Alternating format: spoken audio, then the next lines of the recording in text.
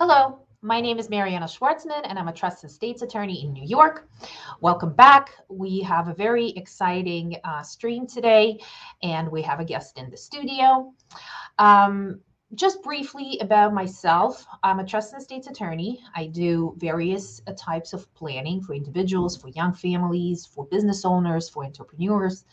And it is very exciting for me to have this guest with us today. His name is Mr. Vlad Shafir, and he's a financial advisor with Forest Hills Investment Group.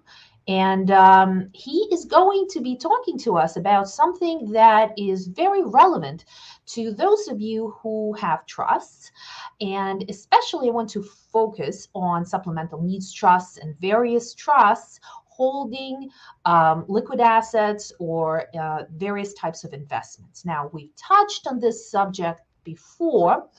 Mr. Shafir spoke to us about fixed annuities and annuities in general. He gave us an introduction last time. And today we're going to go in depth on that subject, but we're going to touch on something really exciting, and that is variable annuities. Mr. Shafir, if you want to say hello to the studio, introduce yourself, and jump right into it. What is variable annuity? Welcome. Thank you, Mariana, and thanks for having me. And so last time we talked about annuities, we talked about fixed annuities. So today it gets even more exciting.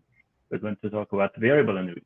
So unlike fixed annuities, and just so you, as you can attest, millions and millions of people depend on annuities every month for their income. And annuities have provided safety and security to millions of families. So as we mentioned last time, there are several kinds. One of them is fixed, which we covered in the last broadcast. So variable annuities, unlike fixed, are tied to a portfolio of investments chosen by the owner of the annuity. So if you purchase that annuity, you are the owner and you make choices. So the investments are chosen by you, the owner, not by the insurance company. So that means that you, as the investor or as the owner, can choose a range of sub-accounts which are invested in various investment options. So while this may offer a potential for gain when the market performs well, you, the owner of the annuity, can also bear any losses in the portfolio when the market doesn't. And so, as any investments, the variable annuities contain certain fees and expenses, and therefore it's important, and I repeat, it's important to read the prospectus, which comes with the variable annuity, very carefully to understand those expenses before investing.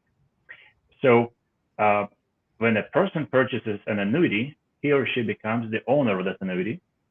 And the owner of that annuity makes decisions about things like investment choices, as in the case of a variable annuity. That person also designates the beneficiaries who will receive the death benefit of the annuity contract. And the annuitant is the person whose life expectancy is used to calculate annuity payments, and also the person who receives those payments. That is excellent. Thank you for summarizing this for us. I'll just have a couple of follow-up questions. Let's just touch on something very important that you mentioned. The owner of the annuity chooses the underlying investments of the annuity. Is that correct? That is correct. In the case of a variable annuities, that's why people like variable annuities, because they have different options and they have certain discretion over what funds those monies are invested. Okay. Now, in a scenario of a trust, I have a trustee who decides to invest in a variable annuity. Mm-hmm. That trustee would pick the investments, the underlying investments of that variable annuity. Am I understanding this correctly? So a variable annuity can be owned by a trust the same way it can be owned by an individual. So if you are purchasing a variable annuity, you become the owner, mm-hmm. but it can be owned by a trust, right? So the trustee of the trust will be named as the owner of the annuity, mm-hmm. and the trust will be designated as the beneficiary. So when the annuitant, again, annuitant is the person whose age is used to calculate payments. Mm-hmm. When the annuitant passes away, the annuity proceeds, which is a death benefit, will be paid out to the trust, right? and the trustee would be responsible for distributing those funds according with the terms of the trust agreement, which will be drafted by you.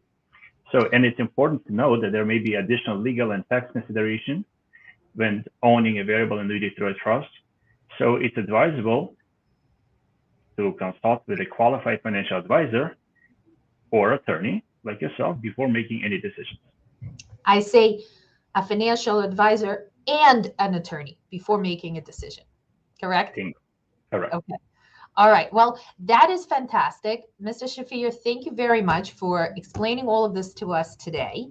And we will be back soon to speak more on the subject and to go a little bit more in depth with respect to trusts, owning variable annuities. And we'll touch on very exciting, interesting opportunities for our trustees on how to invest in variable annuities and how to work in your world. Okay. And you make that introduction.